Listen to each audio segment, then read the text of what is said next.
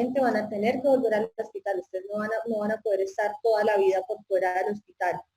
Entonces, es importante que lo conozcan para que sepan qué hacer, sepan cómo actuar, sepan cómo se tienen que proteger y no cometamos errores. ¿Listo? Entonces, esa clase la vamos a programar, creo que el otro sábado, adicional, además para que estén un poquito enterados de cómo estamos manejando la situación en el hospital. Hoy vamos a hablar de la semiología del tracto gastrointestinal. No sé, me acuerdo si en la primera clase que tuvimos quedó algo pendiente. ¿Recuerdan? No, doctora, creo que alcanzamos a ver todo de ese tema.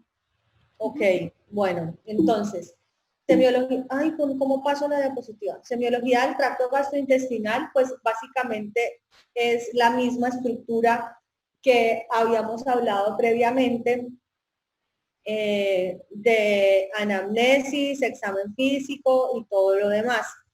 Entonces, vamos a empezar con la, ay, espere que creo que hay otros participantes esperando. Caramba, ¿cómo me gusta vaina?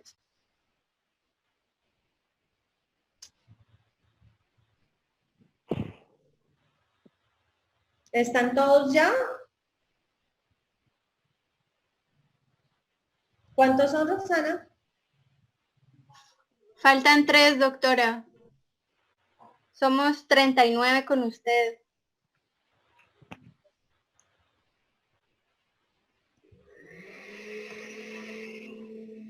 Bueno, entonces, vamos a iniciar con la anamnesis, como les estaba diciendo. En el interrogatorio lo que vamos a tener en cuenta básicamente es lo mismo. Enfermedad general, el motivo de consulta, la enfermedad actual, la revisión por sistemas y los antecedentes de los pacientes. Entonces, en la enfermedad actual, una vez más, lo que vamos a tener en cuenta es el síntoma principal. Siempre debemos identificar el síntoma principal del paciente, el motivo que lo hace consultar. Ya basados en eso, si nosotros ya identificamos por qué consultó el paciente y cuál es la causa de su problema, vamos a empezar a desarrollar ese síntoma principal con todo lo que ya sabemos.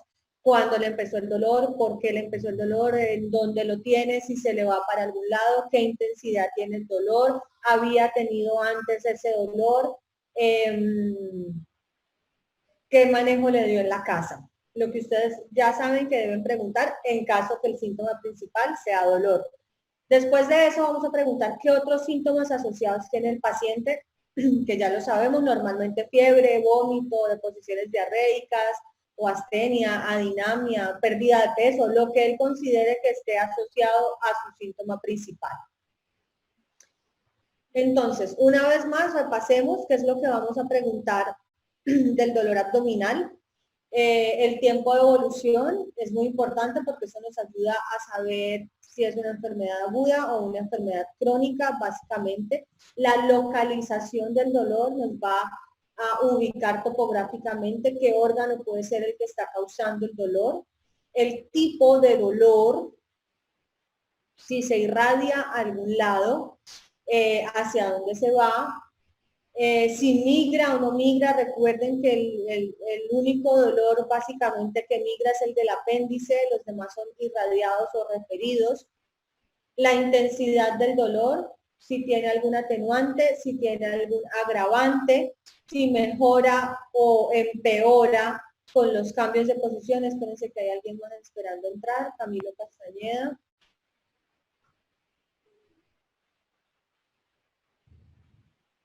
Ay, espere.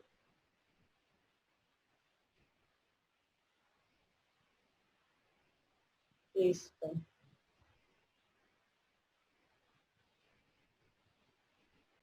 Si ha tenido episodios previos de este dolor, especialmente en las mujeres, ¿qué manejo en casa dio a ese dolor? Si le sirvió o no le sirvió. Normalmente el manejo que dio en casa no funcionó y por eso está consultando al hospital. En el examen físico vamos a poner, recuerden siempre poner al paciente en una adecuada posición, con una extensión completa de las extremidades, los brazos a los lados, con una adecuada exposición del abdomen. Recuerden que hasta dónde va el abdomen. A ver, alguien levante la mano.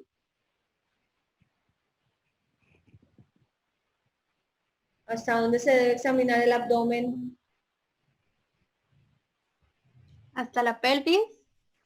Hasta la región inguinal, ¿no? Están muy callados. Esto así no es tan chévere. Es más chévere en el salón.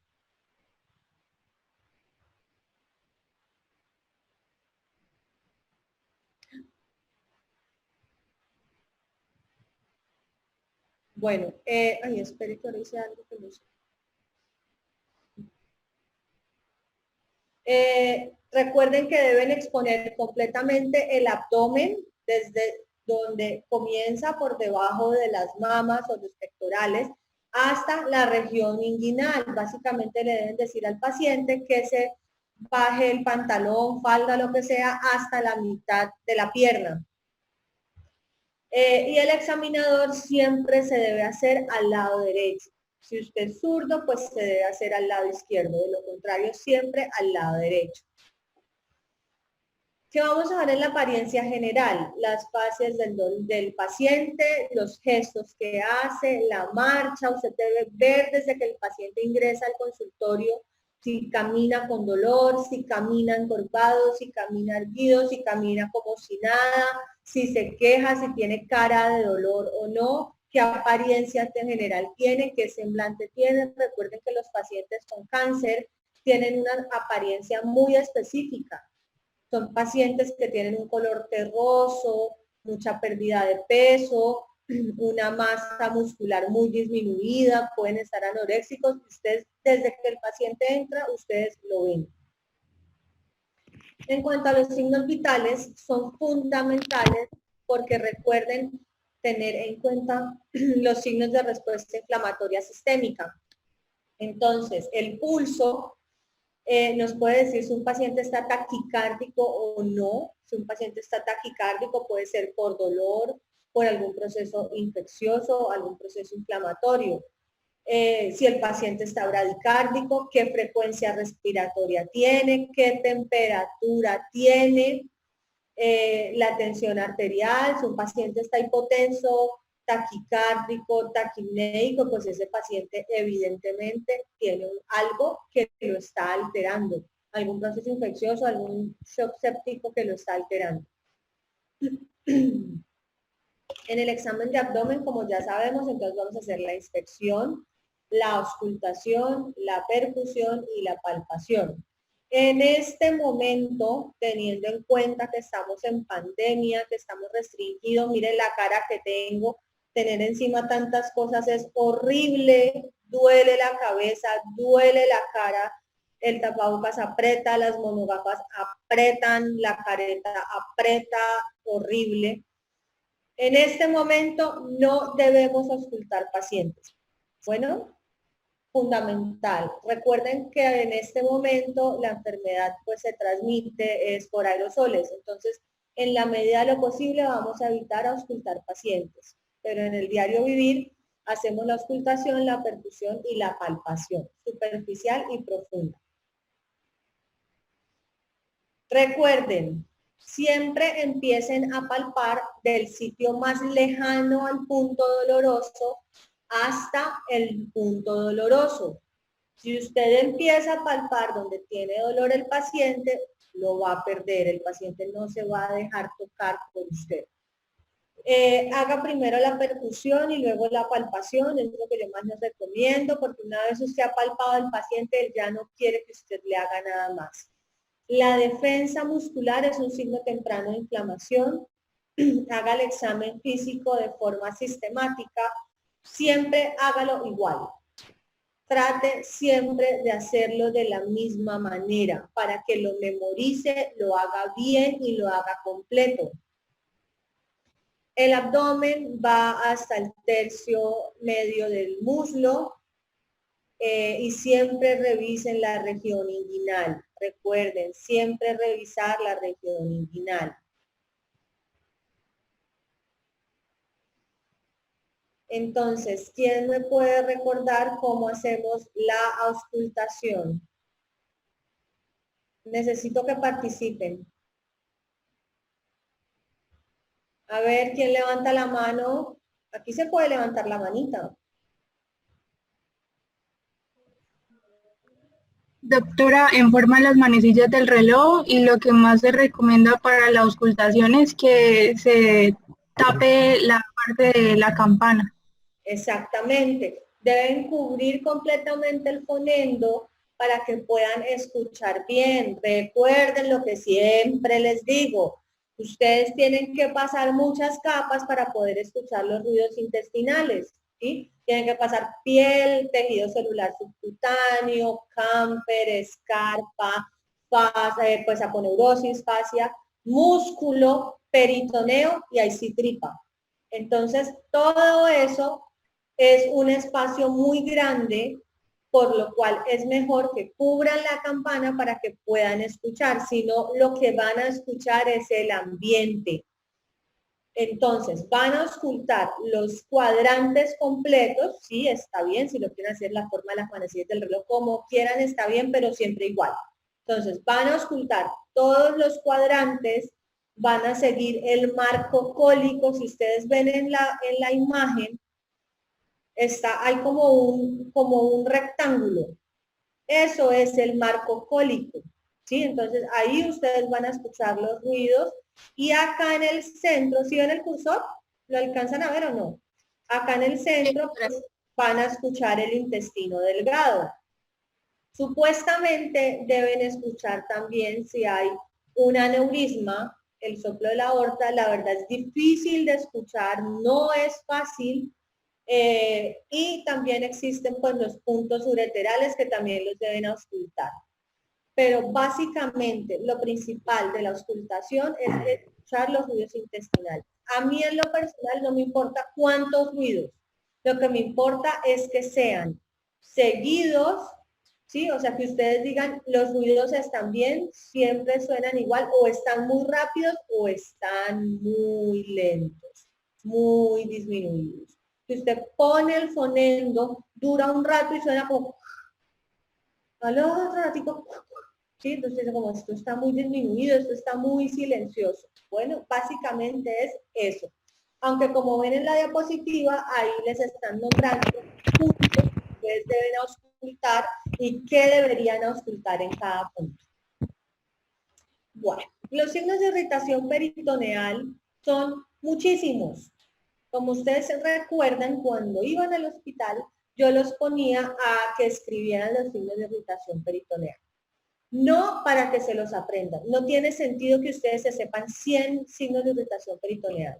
A mí me interesa que se sepan 4 o 5, pero que se los sepan bien. ¿Sí? Entonces, recuerden que existe Aaron, Winter, bueno, un poco de signos que la mayoría incluso son muy, muy difíciles de hacer o de sacar, pero lo importante es que hagan los clásicos y que los hagan bien. ¿Listo? Esto es solo para que sepan que hay más, que existen y que los deben leer, pero yo no se los pido que se los aprendan realmente. Ay, ¿qué pasó? Entonces, los clásicos, los que sí deben saber, el signo de Blomberg es hacer presión sobre el punto de McBurney, soltando súbitamente y se va a generar una exacerbación del dolor. Recuerden que no existe el signo de irritación peritoneal McBurney. No hay, no es. McBurney es un punto de referencia anatómica que usamos los cirujanos para hacer la incisión quirúrgica. Anteriormente el apéndice se operaba por una incisión que se llamaba McBurney. Entonces, ese era el punto que usaban para hacer la incisión. Ahora por otra incisión, pero básicamente, y el Blomberg solo es en el lado derecho. Doctora, es que tiene Blomberg izquierdo. No se aburre, el Blomberg izquierdo no existe. Bueno, el Blomberg es del lado derecho. Robson es hacer una presión sostenida en la fosa ilíaca izquierda, soltando súbitamente y el dolor se va a reflejar o va a estar manifestado o agudizado en la fosa ilíaca derecha. El signo de Dunphy, que a mí me gusta mucho y es muy fácil, es pedirle al paciente que tosa. Eso va a generar un aumento de la presión intraabdominal y el dolor va a ser en la fosa ilíaca derecha. El signo de psoas es poner al paciente en el cúbito lateral izquierdo, presionando el muslo sobre el tronco, es decir, usted le hace que flexione la pierna sobre el pecho y se va a generar el dolor en la fosa ilíaca derecha. Estos signos, psoas y obturador, básicamente son para apéndices de posiciones anormales, bueno, no anormales, sino no típicas, pero es válido y está perfecto hacerlo siempre. O sea, porque ustedes hagan rutinariamente estos, créanme que van a diagnosticar un apéndice fácilmente. Lo importante es que lo sepan hacer una vez más. Todo hay que saberlo hacer.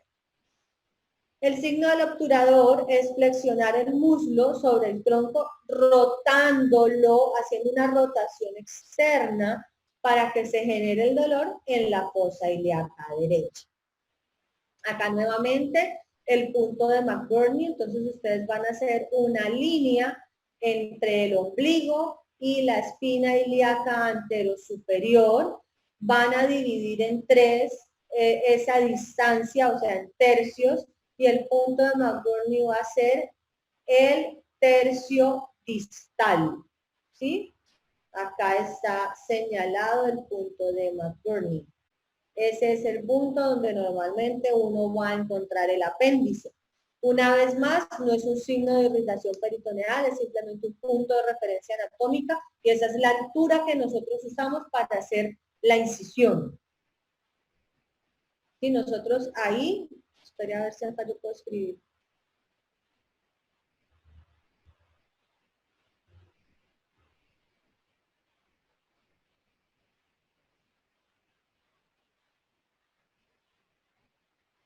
Aquí vamos a hacer nosotros la incisión, ¿sí? Un poquito más corrida para allá. En teoría ahí haríamos nosotros la incisión. ¿Listo? Ay. Bueno, otros signos que existen, que es importante que ustedes lo sepan, un poquito de esto.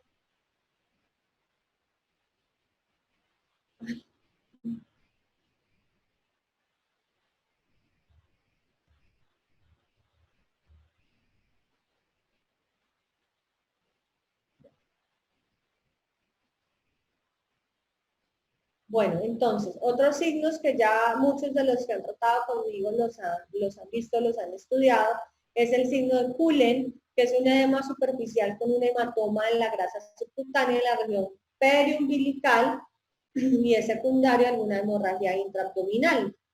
Y el signo de Gray Turner, que es una coloración azul, amarillenta o morado en los flancos y en la región lumbar y periumbilical, y normalmente lo que vamos a sospechar es un sangrado retroperitoneal. Alguien está... Esta persona entró muy tarde.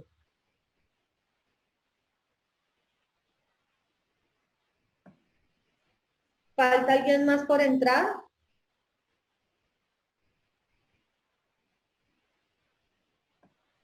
Revisen la lista a ver si falta alguien más por entrar, niños. Listo, doctora. Pero el que acaba de entrar creo que fue porque se le cayó la llamada, porque ya yo lo había visto en la llamada. Bueno. Si quiere, tomamos lista o reviso yo acá. Revisa. Rápido. Listo. Porque yo no sé la lista. Bueno, el signo de Courvoisier es una vesícula biliar palpable, entonces cuando usted hace la palpación en el hipocondrio derecho va a sentir que está tocando un bulto, una masa.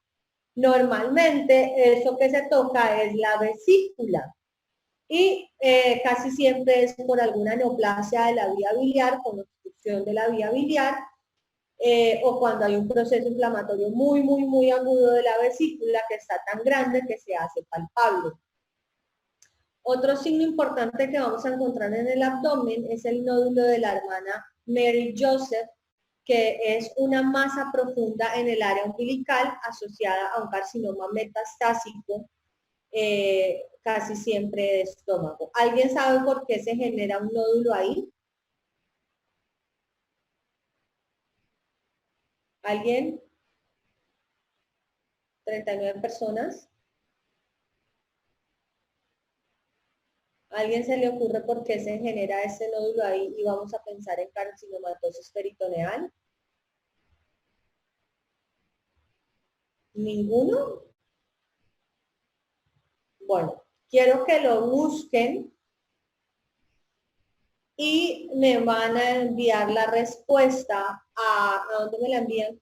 ¿A WhatsApp? Doctora, ¿puede repetir la pregunta? O al correo.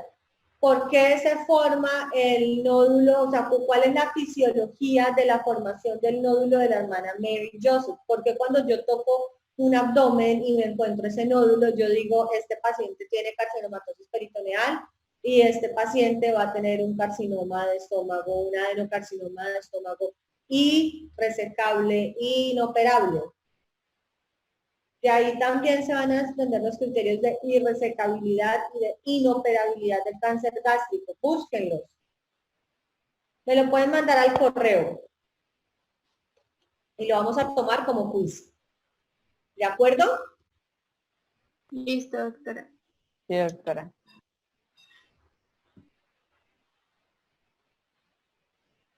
Entonces, términos básicos de la semiología del tracto gastrointestinal. Los términos básicos son dolor abdominal, ictericia, náusea, vómito, estreñimiento y diarrea. Entonces, dolor abdominal. Como ya habíamos hablado en la primera charla que tuvimos hace unos mesecitos, tenemos que definir varias cosas, que es un abdomen agudo, que es un abdomen agudo médico y que es un abdomen agudo pues quirúrgico y que es un peritonismo. Entonces, el abdomen agudo es un dolor severo e incapacitante. Es un dolor severo e incapacitante de menos de 8 horas de evolución que no mejora o mejora parcialmente con la analgesia.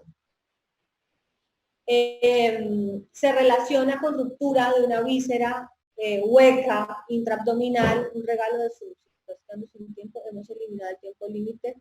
Qué bueno. Niños, ya no va a durar 40 minutos, va a durar más.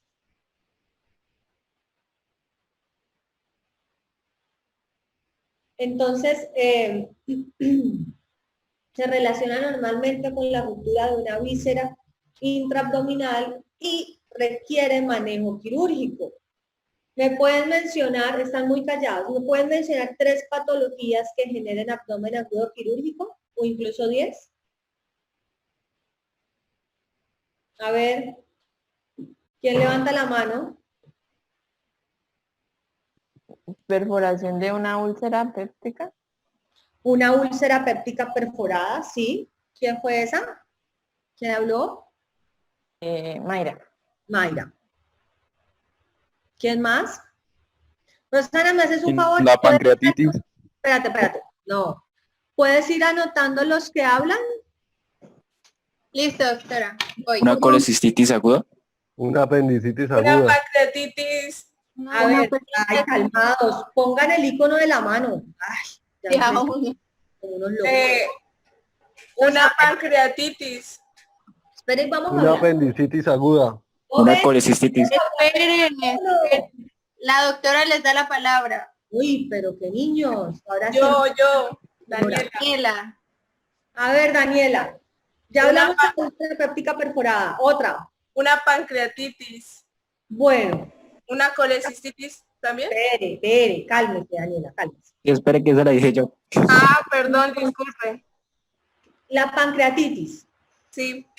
La pancreatitis es una patología difícil, puede simular un abdomen agudo, pero normalmente la pancreatitis es un abdomen agudo médico, ¿sí? No quirúrgico. Ah. Exactamente. Actualmente no es conveniente que operemos una pancreatitis. ¿Por qué? Porque le aumentamos la mortalidad al paciente casi a un 90%. Básicamente, si lo operamos, lo matamos.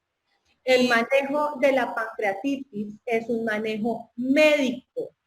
Es de médico, ni siquiera es de cirujano, es de médico. Porque los pacientes se distienden, hacen dolor y parece que estuvieran irritados, porque la pancreatitis hace un tercer espacio.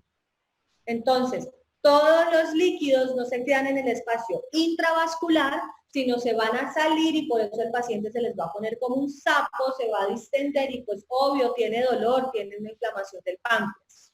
Pero si tú le das un manejo médico adecuado, el paciente va a mejorar el dolor y te va a responder muy bien al manejo médico. Una vez le pasa el dolor, ya le puedes dar comida. Y lo vas a operar cuando el proceso agudo de la pancreatitis esté resuelto, hayas descartado una coledocolitiasis, porque la pancreatitis da un riesgo intermedio, y ahí sí le vas a quitar la vesícula.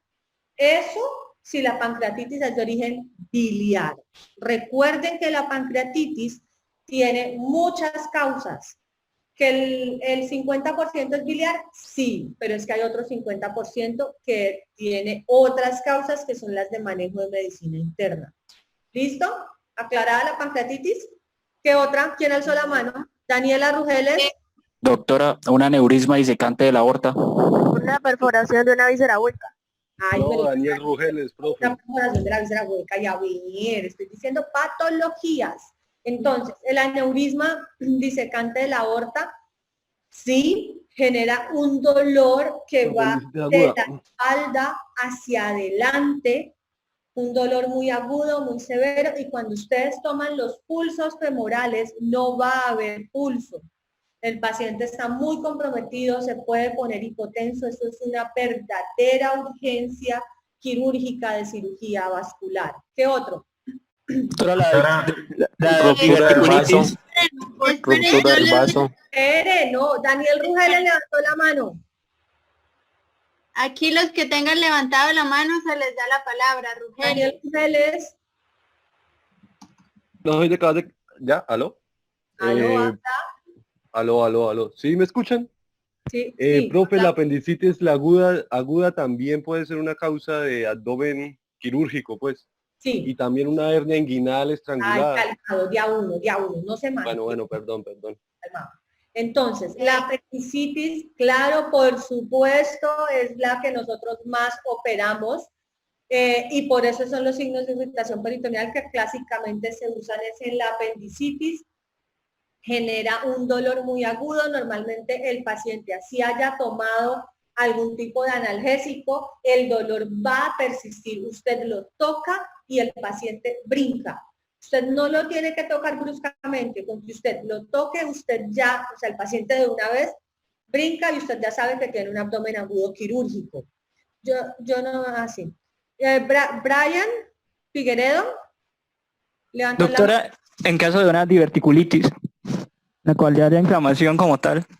Bueno, una diverticulitis casi siempre es un abdomen de manejo médico, ¿sí? Solo operamos las diverticulitis. Las diverticulitis tienen una clasificación que es la clasificación de Hinkie, ¿sí? El Hinkie 1 y Hinkie 2 se les da manejo médico. El Hinkie 3 realmente la indicación es entrar, lavar, dejar un dren y ya. Solo operamos el Hinkie 4 si el paciente tiene una perforación con una peritonitis fecal, indudablemente nos toca operarlo. Pero sí, vale, pueden hacer un abdomen agudo quirúrgico. ¿Quién más? Juan José Delgado levantó la mano. Juan José. Doctora, aló. Aló. Una coledocolitiasis. No. Muy raro que una coledocolitiasis genere un abdomen agudo quirúrgico. Casi nunca. ¿Genera dolor? Sí, claro, les duele y se ponen amarillos como pollos, pero la resolvemos por CEPRE y después de resolver la CEPRE y resolver la coledocolitiasis lo llevamos a colecistectomía, pero casi nunca genera abdomen agudo, o sea, que lo tenga que operar ya, muy raro, no. Casi siempre lo hacemos de forma electiva. ¿Quién más? Doctora, Jairo Patarroyo. Doctora, un acceso abdominal. Un absceso abdominal, ¿cómo así?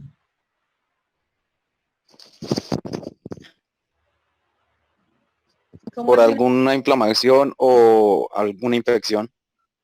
No. Si es un absceso hepático, en la actualidad ya no se operan.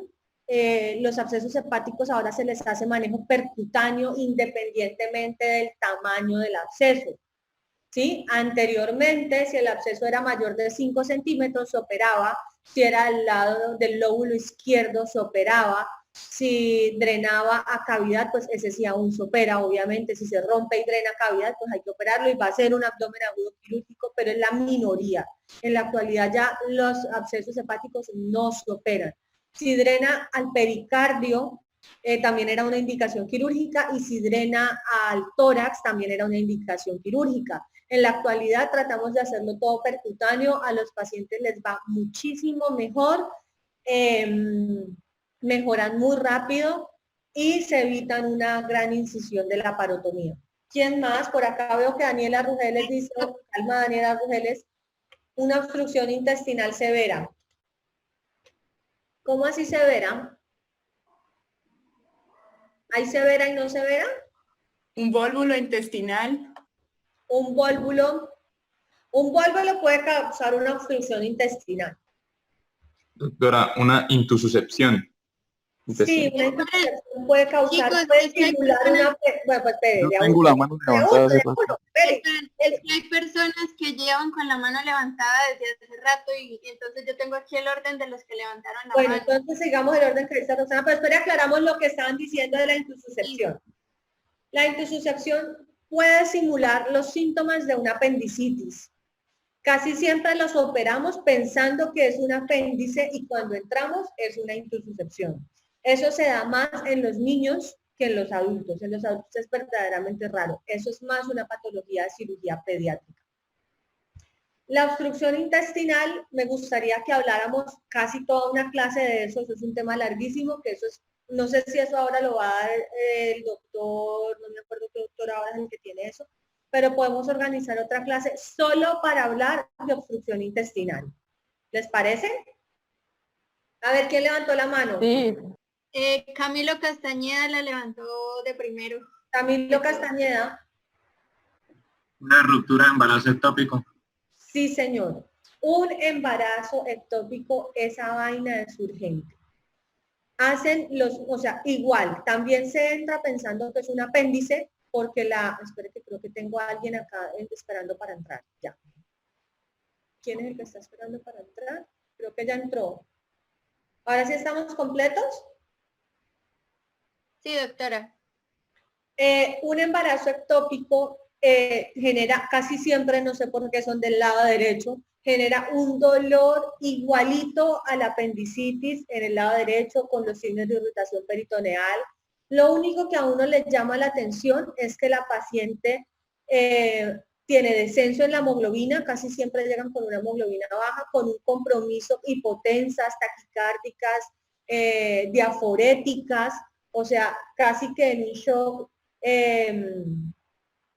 se me fue la palabra, hipovolémico, en un shock hipovolémico, y cuando uno entra y las opera porque se vuelven urgentísimas, se ponen súper malas, es un ectópico. El apéndice está bien, pero sí es una causa de abdomen agudo quirúrgico. ¿Quién más?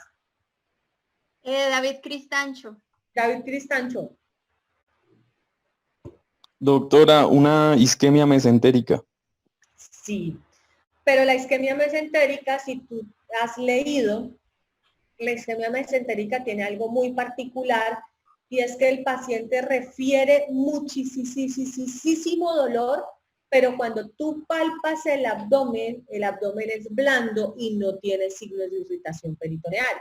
No hay una coherencia entre lo que él refiere y lo que tú encuentras. ¿Sí? Eso también es un tema súper, súper chévere y hay una clasificación para saber qué segmento fue el que se isquemizó y si usted sabe qué rama se isquemizó, va a saber qué va a encontrar pues negro cuando haga la laparotomía. Pero casi siempre sí, uno termina entrando como un abdomen agudo porque el paciente refiere un dolor inmanejable. ¿Quién más? Doctora, una torsión ovárica también puede... Sí, también genera un cuadro idéntico al apendicitis, igualito, genera muchísimo dolor, signos de irritación peritoneal y al entrar el apéndice está normal y encontramos el ovarito roto. Los quistes hemorrágicos del ovario roto también generan un cuadro idéntico al apendicitis y entramos pensando que es un apéndice y cuando encontramos es un pequeño hemoperitoneo porque algún quistecito se rompió. Claro que normalmente cuando usted ve esas pacientes y son quistes o torsiones ováricas, usted las examina y usted dice, pues, pucha, si hay que operarla, pero me queda la duda, o sea, usted entra con duda. Cuando son cosas ginecológicas, nosotros siempre entramos con duda, porque sí tienen dolor, sí dice uno, o sea, hay que operarla, pero uno no está 100% seguro que sea apéndice, porque los signos de irritación peritoneal no son los clásicos. Sí les duele, sí brincan, sí todo, pero no son los signos clásicos. O no los tienen todos positivos, entonces ahí es cuando usted dice como, debe ser algo ginecológico. ¿Quién más? Angie Castro. Angie Castro, ¿qué dice? Por una diverticulitis de media. Ah, pero ya hablamos de cuándo se opera una diverticulitis y cuándo generaría un abdomen agudo. ¿Quién más? Angie Llanes. Angie. Doctora, por una ruptura espontánea del vaso. Es muy raro, ¿sabes? Las rupturas espontáneas del vaso son supremamente raras. Básicamente el vaso se rompe cuando hay trauma. Casi nunca. Así que uno diga que lo operé y ¡ay, era una ruptura de vaso! No, rarísimo, rarísimo. La torsión testicular, no. Evidentemente cuando usted examina al paciente se da cuenta que el testículo no está entre la cavidad abdominal. No invente. Megacolon tóxico, ¿no? Sí. Doctora, una función intestinal por bridas. Falta Laura y creo que nadie me tiene levantar la mano. Nosotros operamos una obstrucción intestinal con bridas, no tanto porque hagan abdomen agudo quirúrgico, sino porque cuando les damos el manejo médico, nos responden. Eso lo vamos a hablar en la clase. A ver, Juan José, otra vez levantó la mano. Eso lo vamos a hablar en la clase que vamos a hacer de hemorragia, de obstrucción intestinal. Doctora, por una invaginación intestinal o una torsión. La invaginación intestinal es la misma intususcepción. Doctora. Laura tiene levantada la mano hace rato. Laura Duarte. Laura. Cálculos en el colédoco. Ay, ya lo hablamos, ya les dijimos que no. ¿Quién más? Doctora, por un tumor periampular. ¿Por un qué? Tumor periampular. No, no genera abdomen agudo quirúrgico. Una vasculitis necrosante. Es lo mismo que la isquemia mesentérica. Doctora, el megacolon, ¿sí? Megacolon sí, tóxico. le ponen requete malos. Pero normalmente cuando hacen megacolon tóxico, uno ya sabe que hicieron una colitis pseudomembranosa por antibióticos, entonces uno tiene que estar muy pendiente. Pero en el momento que hagan el megacolon hay que operarlos, se ponen requete malos. ¿Quién más? Creo que ya todos, no sé. Yo quiero participar. Participa. Ruptura de embarazo ectópico. Ya lo dijimos. ¿Ya lo dijeron? Ya, ahí no están poniendo cuidado, no están dormidos, no están con hambre. Doctora. Profe, los traumatismos abdominales complicados también, no diga puñaladas o balas o pues cosas bueno, así, ¿no? Pero la evaluación de esos es diferente. Cuando quieran hablamos de trauma, pero pues el paciente con una herida por arma de fuego no tiene que tener un abdomen agudo, ay caramba, un abdomen agudo quirúrgico para que lo operemos. ¿Sí me entienden? O sea, el simple hecho, ay Dios, ¿qué estoy haciendo? El simple hecho de tener una herida por arma de fuego, ya hay que operarlo, hay que revisarlo. Acuérdense que las balas tienen trayectos erráticos y más si no tienen orificio de salida, o sea, posiblemente hizo muchísimo daño y hay que operarlos. Bueno, continuemos. Abdomen agudo médico. Son pacientes que parecen tener signos de irritación peritoneal secundarios a patologías médicas y no a rupturas o inflamación de una víscera hueca. Y el peritonismo, por ejemplo, los pacientes diabéticos hacen dolor abdominal, los pacientes con enfermedad renal crónica hacen dolor abdominal. A mí me parece que la pancreatitis que cuadra muy bien en el abdomen agudo médico. Los pacientes llegan malos, distendidos, con muchísimo dolor, pero no hay ninguna perforación de ninguna víscera hueca y se manejan médicamente. El peritonismo son un conjunto de síntomas que simula una peritonitis, pero no hay síntomas de irritación peritoneal clásico de los pacientes diabéticos y de los pacientes con falla renal crónica. ¿Hacen dolores abdominales? Sí, pero en realidad los pacientes no están irritados. Con el simple hecho de cuadrarles la glicemia cuando hacen cetoacidosis diabética, cuando el internista ya les ha cuadrado su parte basal metabólica, el dolor abdominal les disminuye. Bueno, entonces, continuemos. La fisiopatología del dolor. Entonces, el dolor visceral se relaciona con la estimulación de los nervios autonómicos, se conduce por las fibras C, esto yo se los había explicado en la presentación previa, se conduce por las fibras C, que son de conducción lenta. La respuesta es una respuesta a la distensión de las vísceras huecas y tiene trayecto en el peritoneo visceral. Es un dolor inespecífico, intermitente, usualmente en la línea media. Básicamente, para que me entiendan, es lo que sucede en la fase inicial de la apendicitis. Es un dolor visceral. Inicialmente el paciente le dice, me duele todo, pero no es capaz de localizar el dolor. Embriológicamente lo podemos entender de la siguiente manera. En el intestino anterior se genera el estómago, el duodeno, el hígado y el páncreas, y el dolor se localiza en la parte superior. En el intestino medio, ¿sí recuerdan la embriología? En el intestino medio se genera el intestino delgado, el colon proximal y el apéndice. El dolor es periumbilical o en el mesogástrico. Y en el intestino posterior, uy, ahí me faltó una E, se genera el colon distal y el tracto genitourinario. Entonces, el dolor va a ser en la región inferior del abdomen. Esto es para poder entender un poquitico el dolor visceral y según donde el paciente tenga ese dolor, pues ahí es que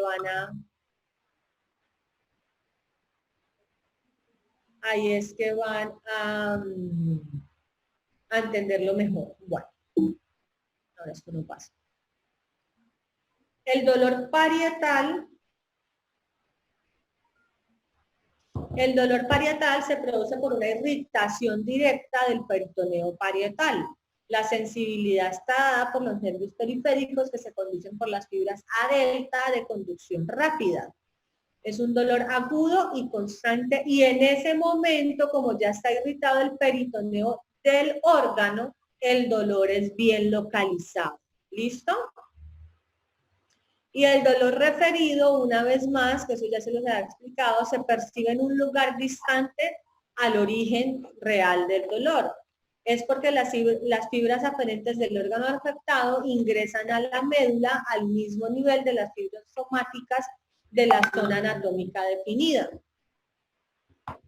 Es un dolor sordo y difícil de caracterizar. Esto es más o menos un resumen de todo lo que ustedes mencionaron hace poco. Esto es un cuadro donde hay causas de dolor agudo. Espérenme. Estas son las causas de dolor agudo. Entonces, si se dan cuenta, no todos son quirúrgicas, pero acá están la gran mayoría de las que ustedes ya mencionaron. La apendicitis, peritonitis, el vólvulo, el absceso hepático, el megacolon tóxico, la cetoacidosis diabética, la pancreatitis, la úlcera péptica perforada, el divertículo de Meckel. El divertículo de Meckel también tiene un cuadro idéntico a una apendicitis y cuando entramos el problema es un divertículo perforado. ¿Alguien está hablando en el chat? No veo. Juan José pregunta que qué es la porfiria. Bueno, esa no soy la más adecuada para explicárselos. Podría estar diciéndoles muchísimas mentiras. Todas esas patologías las van a ver mejor en medicina interna, porque son patologías básicamente de manejo médico que en algún momento van a generar dolor abdominal, pero no me siento capaz de explicarles perfectamente qué es la porfiria y podríamos entrar en errores. Entonces, más bien me documento mejor y les cuento, porque yo hace mucho no leo al respecto. Esperen un segundo que como que alguien se salió. No, doctora, estamos los 39. Y entonces, porque ahora tenemos 40. No sé, creo que alguien se conectó. ¿Aló?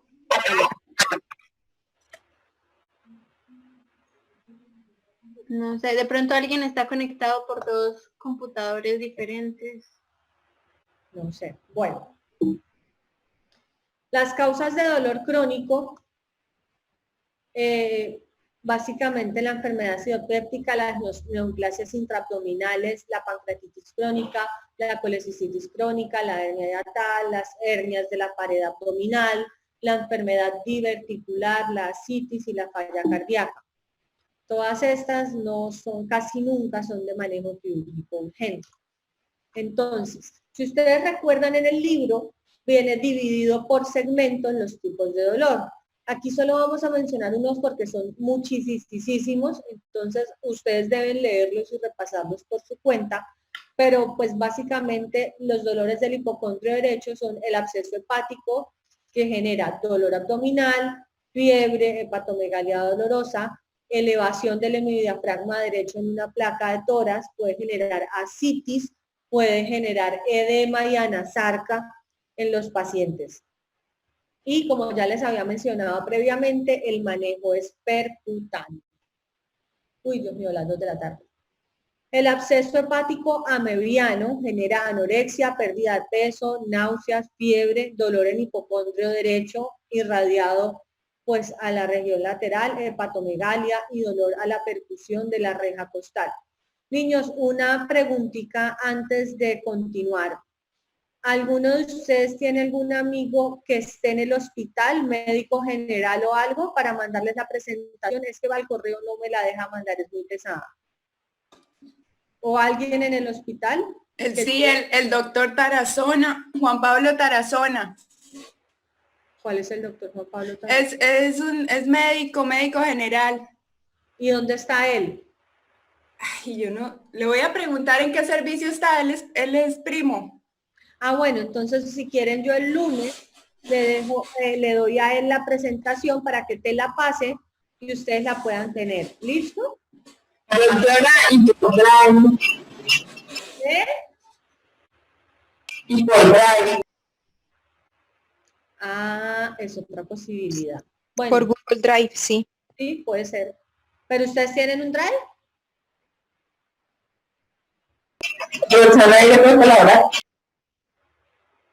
Como quieran. No, claro, usted la adjunta como si fuera a enviar cualquier archivo, adjunta la presentación y eso automáticamente se sube a Drive. Por eso, pero para subirla al Drive tienen que tener un correo con Drive, donde todos puedan entrar. Su correo electrónico personal, adjunta la presentación. Sí. No, es que es muy pesada, no permite enviarla. No permite enviarla por correo. Entonces con el primo de Laura, ahorita cuadramos bien. Bueno, ahora miramos cómo hacemos para que la puedan tener. La hepatitis aguda genera inflamación, necrosis del parénquimo hepático y van a tener dolor, malestar general, náusea, vómito, anorexia, ictericia, fiebre, apolia, coluria. ¿Cómo pueden diferenciar una hepatitis de una colecistitis? ¿Quién opina? ¿Cómo es la pregunta, doctora? ¿Cómo diferencian una hepatitis de una colecistitis?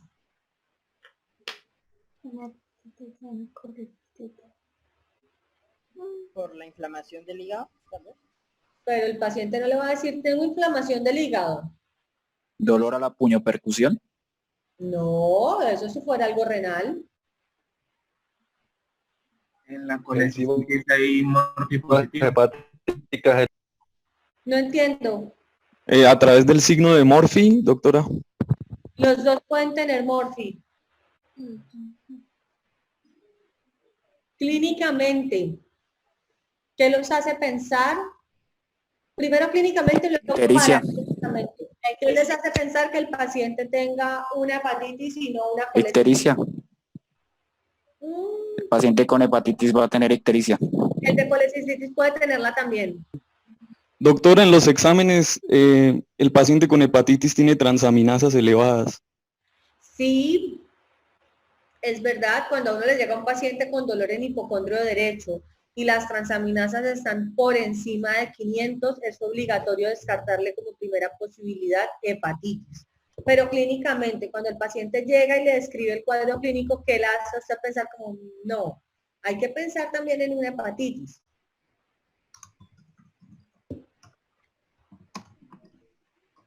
¿Qué se les ocurre? ¿El dolor, como él señala el dolor? No, el dolor es igual. Eso sí es cierto, lo que me dice acá Lenzo Rodríguez, y es que en el caso de una colecistitis, el paciente claramente le va a decir a usted que el dolor se desencadena después de haber tenido ingesta de un alimento graso. Adicionalmente, es muy raro que la hepatitis, que la colecistitis genere diarrea. Muy raro que genere diarrea y casi nunca genera fiebre. Cuando un paciente con colecistitis tiene fiebre, usted lo que tiene que pensar es que es una colangitis.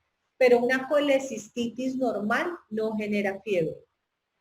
En cambio, en el absceso, en la hepatitis sí pueden tener fiebre, tienen diarrea, vienen muy asténicos, muy adinámicos y muy hiporéxicos. En cambio, en la colecistitis, el paciente refiere que el dolor inicia después de ingesta de alimento graso, el paciente no está hiporéxico, el paciente no debe tener un compromiso sistémico, solo un dolor localizado. En el síndrome de Budd-Chiari, es una trombosis de las venas suprahepáticas que es muy raro, no es tan común, genera dolor, fiebre, distensión, edema de miembros inferiores, ictericia, sangrado gastrointestinal y alteración de la conciencia. El paciente está muy comprometido. En las trombosis de la vena porta hay dolor, dispepsia y sangrado gastrointestinal. El síndrome de Fuchs-Cortis es una perihepatitis que se relaciona con la enfermedad pélvica inflamatoria, afecta la cápsula hepática y el peritoneo, normalmente es por clamidia, por Neisseria, y el dolor es irradiado al hombro derecho porque se van a generar unas adherencias que van a irritar el diafragma y el nervio vago y por eso les va a doler el hombro, el dolor se irradia al hombro. En cuanto a la patología biliar, como ya lo habíamos mencionado, entonces el cólico biliar es un dolor en el epigastrio que se irradia al hipocondrio derecho, genera náuseas, vómito, diaforesis y dura 30 minutos a 1 hora y no hay signos de irritación peritoneal. La colecistitis aguda es una inflamación de las paredes de la vesícula con un dolor prolongado que dura entre 4 y 6 horas. Inicia en el epigastrio, se irradia al hipocondrio derecho y va a tener el signo de Morphy positivo, genera náuseas y vómito. En la crónica, el paciente va a hacer episodios de cólico biliar a repetición, genera dolor ocasional en el hipocondrio derecho, que se irradia al epigastrio, el paciente lo maneja con analgésicos, el dolor mejora, pero cuando vuelve a ingerir algún alimento grasoso, nuevamente le da el dolor. Y la colangitis es una inflamación e infección de los conductos hepáticos y biliares que usualmente se da por obstrucción, y genera fiebre, ictericia, dolor abdominal, alteración en el estado de conciencia y un compromiso sistémico bastante importante del paciente.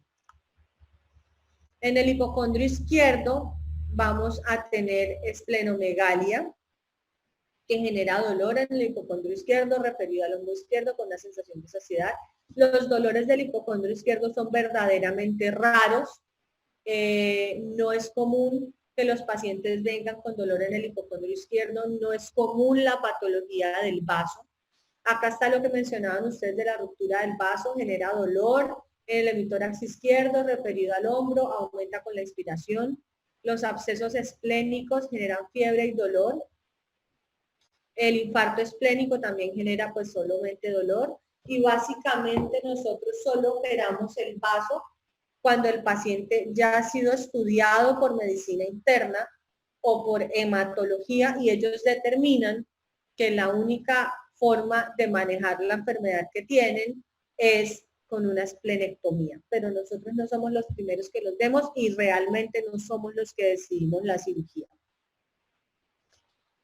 Los dolores pancreáticos van a generar dolor en el epigastrio que se va a irradiar a cualquiera de los dos hipocondrios o a los dos.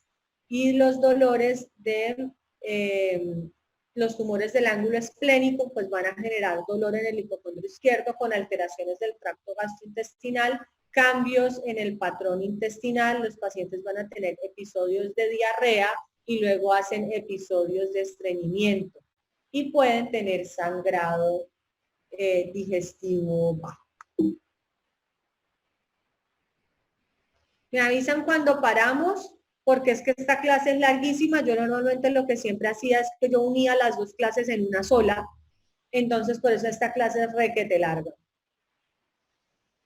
Los dolores del epigastrio, la muy clásica gastritis, que genera una sensación quemante con náuseas, vómito y hematemesis. La úlcera péptica, un dolor muy fuerte postprandial, el paciente se mantiene en una posición fija cuando está perforado y cuando es solo una úlcera, pues mejora con los antiácidos. Y el reflujo es una sensación quemante con ingurgitación, disfagia. Inicialmente se le da manejo médico, algunos cambios en los hábitos dietarios y en los hábitos del paciente y solo lo operamos cuando es un reflujo grado 4 que definitivamente le está generando al paciente problemas y se puede convertir en un cáncer. La pancreatitis, ya la habíamos mencionado, la gastroparesia, muy típica de los pacientes con diabetes y se dan por lesiones nerviosas del estómago, no hay adecuado, o sea, el estómago pierde sus movimientos, entonces pues no hace el vaciamiento gástrico normal, genera náusea, vómito, saciedad y distensión. Acá alguien dice, la triada de Reynolds y la pentada de Charcot es para el diagnóstico o el tratamiento de colangitis. Sí, señor. Correcto. ¿Me vas a averiguar cómo son? Sí, son para la colangitis. Vas a averiguar cuál es la triada y cuál es la pentada para que la compartas en público y todos la aprendan. ¿Alguien más preguntó algo? Doctora, alguien tiene una pregunta sobre el nódulo de la hermana, pero no sé si ahorita o al final mejor. No, la idea es que todos me lo manden al correo para valerles eso como un quiz, como un adicional. Listo, doctora. Ay, espere que estoy descubriendo aquí algo. Acá hay algo que dice documento, no sé si me permita enviar la presentación por acá. Esperen a ver.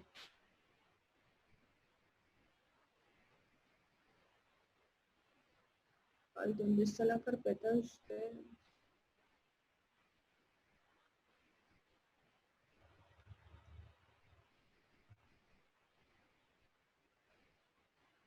Ahí quedó. De ahí la pueden bajar del chat. Ahí se está cargando. Revisen si la pueden bajar de ahí. Listo.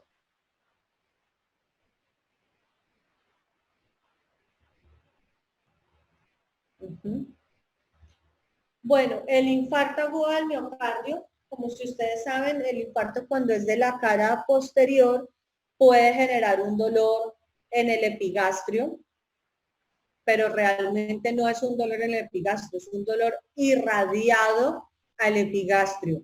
Entonces es muy importante que cuando ustedes tengan un paciente de más de 50 años con un dolor en epigastrio, así no les refiero a otras cosas, traten siempre de pedirle un electro porque se pueden llevar la sorpresa de que el paciente no tenga nada intraabdominal y no sea una clásica gastritis, sino se les esté infartando. El cáncer gástrico casi nunca genera dolor, pero cuando lo genera ya es en estadios muy avanzados.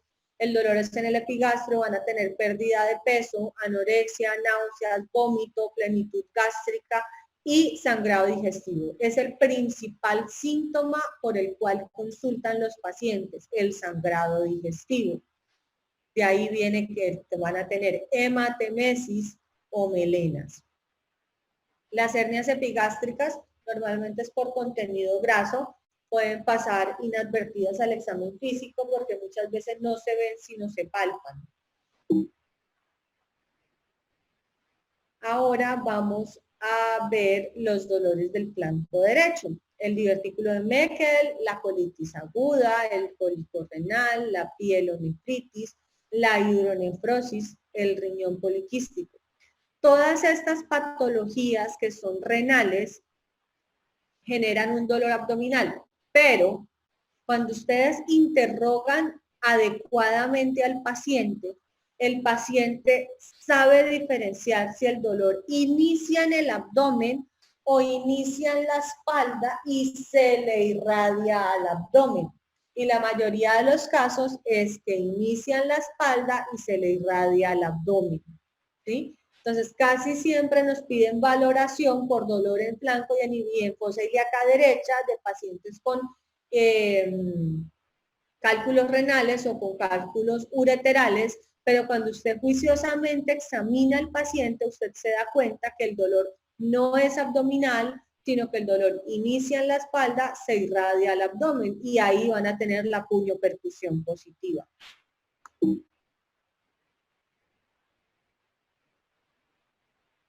Los dolores del flanco izquierdo, pues básicamente para los órganos bilaterales, pues son los mismos que los derechos. Como diferente, pues los de la enfermedad diverticular, siempre que un paciente mayor de 50 años ingrese al servicio de urgencias con dolor en el hemiabdomen izquierdo, usted siempre debe pensar en enfermedad diverticular. El riñón poliquístico no, que nosotros lo operemos, no. Normalmente llega un punto en que son candidatos a trasplante renal, pero no que nosotros lo operemos y le quitemos los quistes, no, no, para nada, es de manejo médico. Y la obstrucción intestinal, ¿cómo quito esto? Espérense.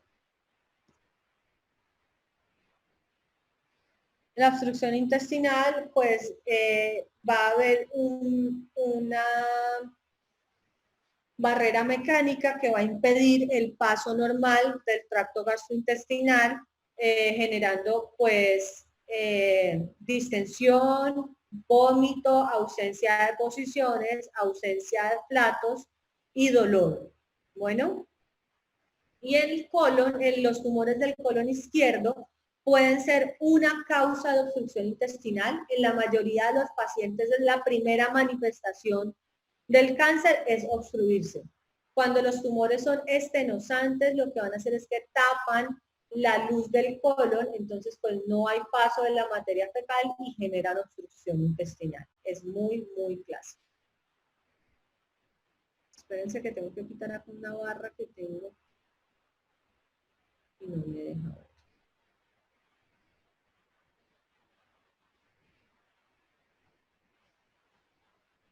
Bueno, los dolores del mesogastrio realmente pues los que no hayamos mencionado.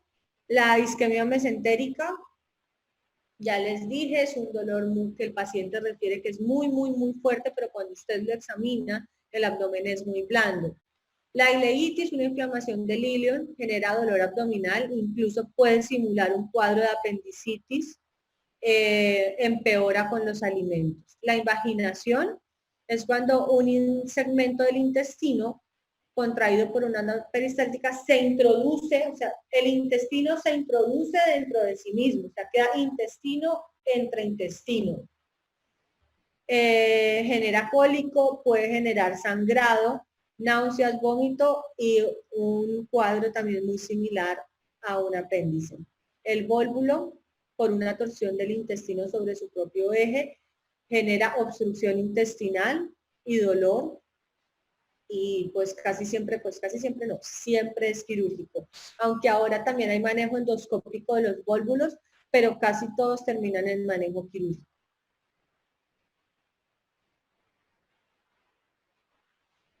Creo que ya de todos estos habíamos hablado, de todos los dolores de la fosa ilíaca derecha, ya habíamos hablado de la apendicitis, ya hablamos del quiste roto, ya hablamos del embarazo ectópico. La enfermedad pélvica inflamatoria no la habíamos mencionado entre las causas de abdomen agudo quirúrgico, pero es muy, muy clásico en las mujeres en edad fértil. Es un cuadro de apendicitis, llegan con dolor, náuseas, vómitos, signos de irritación peritoneal, pero cuando ingresamos a la cavidad lo que nos vamos a encontrar es un apéndice sano y pus en toda la pelvis, con edema y eritema de los anexos. Casi siempre las trompas están muy, muy, muy eritematosas y pueden estar llenas de pus. Y la hernia inguinal encarcelada genera un dolor muy fuerte en el canal inguinal con una masa que va a ser no reductible. Bueno, ¿quieren que paremos acá la clase? Porque es que aquí todavía nos queda diarrea, estreñimiento. Sí. ¿Paramos? Sí, un rato. Sí, yo creo que ya es hora de almorzar. ¿Qué les parece si continúa? ¿Mañana está muy harto continuar? No, o pues no sé. No. ¿O el lunes a las 5 tienen algo? Lunes. A las 5 de la tarde. Sí. Yo pues no tengo nada. Pero es que yo ya programé clase la otra semana. Ah, Entonces mañana. Pues mañana no hay problema. El lunes ¿qué tienen programado?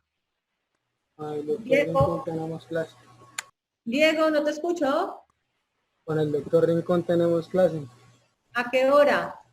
A las 4. A las 4. Ay, es que yo tengo consulta y salgo más o menos a las 4. Entonces mañana, ¿no? ¿Mañana les da pereza? No, mañana No, está mañana está bien. perfecto. Mañana. Mañana podemos terminar esta y podemos hablar de obstrucción intestinal. Bueno. Listo, doctora. Doctora, porfa, toma lista. Ok, listo. Ya la... ¿Mañana qué hora? No sé. No sé, doctora, usted nos dice la hora. 9 de la mañana. En la tardecita. Bueno, en la tardecita, ¿qué hora? 5. a las 3. A las 2. A las 3. A las 3. Bueno, pónganse de acuerdo y me avisan. A mí me da exactamente Yo igual. le aviso, doctora, sí. Listo, ya tomo lista, voy. Al que vaya nombrando, ponga la cámara, listo, y dice presente. Arevalo Kevin. Presente. Cacua Juan José. Presente. Cárdenas Miguel. Ah, Miguel está, pero a él no le sirve el micrófono. Pero él está. Castañeda Camilo. Presente. Castro Angie. Presente. Correa Grimaldos Juan Camilo. Presente. Cristancho David, Presente. Cuervo Juan Sebastián, Presente. Díaz Manuel, Presente. Duarte Laura, Presente. Esteves María Fernanda, Presente. Figueredo Brian, Presente. Flores Norberto, Presente. García María Isabel, Presente. Jacome Camila, Presente. Jiménez Diego, Presente. López Luis Felipe, Presente. Luna Estefanía, Presente. Marín Mayra, Presente. Hola, Mayra. Moreno, yo. Moreno, sí. Doctora. Ochoa Carla, Presente. Patarroyo Jairo, Presente. Pérez María Paula, Presente. Pinzón Miguel, Presente. Rodríguez Lenzo, Presente. Rodríguez Juan Camilo, Presente. ahí está. Presente. Rodríguez Alejandra, Presente, presente. Rodríguez Camila, Presente. Rugeles Iván, Presente. Salazar, No lo veo. Presente, presente, presente. Presente. Sharon, presente. Presente. Ok. Daniela Santiago,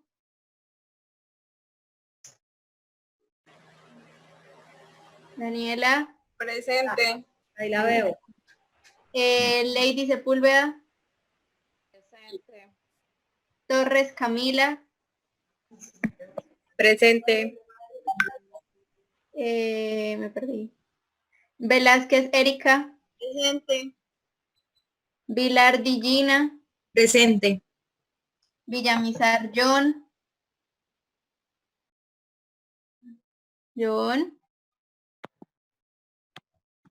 Ausente. bueno, John no Ay. está. ¿Cuál ausente? Si están dos completos. Sí, no sé, de pronto no le sirve, no sé. Janet Angie, Anderson. Presente. Zambrano Juliana, Presente. falta John, no sé si se le cayó la llamada porque ¿En algún momento? ¿A John lo vieron conectado en algún momento? sí, doctora, todos estábamos, yo revisé ahorita. Ay, ¿qué De pasa? pronto se le cayó el internet. Sí, ¿Quién más? ya terminamos, doctora. Bueno, esto no es tan chévere como estar en el salón todos, pero pues ni modo, eso es lo que hay y eso es lo que nos toca. ¿Han leído del COVID? Niños. Ay, Sí. no han leído. Un poco. Sí, sí, doctor. señora. Sí, un poco. Un día Qué tuvimos, malo. Un poco nada. un día tuvimos clase con una de las clases que tuvimos con el doctor Reni, él nos habló un poquito, pero pues así como en general. Pero Bueno, no. no más que hablarles de la fisiopatología, que es un poquito complicadísima, les quiero hablar es de las cosas prácticas que ustedes deben tener. Ay, es más, les voy a pasar la presentación por acá. Okay. ¿Cómo fue que yo hice? Por En el el chat en chat. archivo. Pero ahora que hice el chat. Abajito aparece. Al lado de donde se le da compartir pantalla, dice chatear. Ay, no. Ah, ya lo encontré. Primero tiene que dejar de compartir la pantalla. Puede dejarla de compartir. No, porque ahorita ella nos lo compartió sin quitar las diapositivas. Sí. Por eso, pero ahora le aparece arriba, no a nosotros nos aparece abajo, a ella le aparece arriba. Ah, arriba, sí. Bueno, allá le A echan ella la parte superior. a esta presentación que les voy a mandar.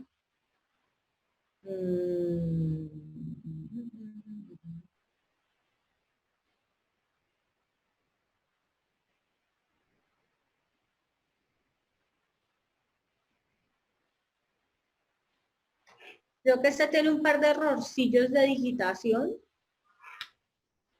Que la corregí fue en la que tengo guardada en el hospital, pero básicamente esta es la presentación de la que vamos a hablar el día que quieran que hablemos de COVID. Bueno. Listo, doctora. Entonces. Listo, doctora. Gracias. Almorzar, lean y nos vemos mañana para que charlemos lo que nos queda de esta presentación y hablemos de hemorragia vías digestivas, que yo tengo la diapositiva acá, pero no hay contenido, porque es que esto es tan largo y tan aburrido, entonces por eso yo la divido, o sea, hago una sola charla, pero la divido porque es larguísima. Bueno, que pasen buena tarde, niños. Chao. Muchas gracias, doctora. Muchas gracias. Chao. Ya se les envió. Sí, ya le hace ratico, yo se las compartí ya a todos por WhatsApp, entonces voy a descargarla esta también y se las paso a todos por WhatsApp. Listo. Igual ahí está en el chat. Que pasen buena tarde. Chao, niños. Pórtense bien.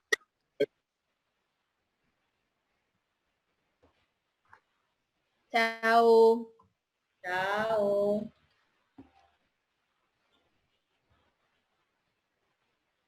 Está descargando.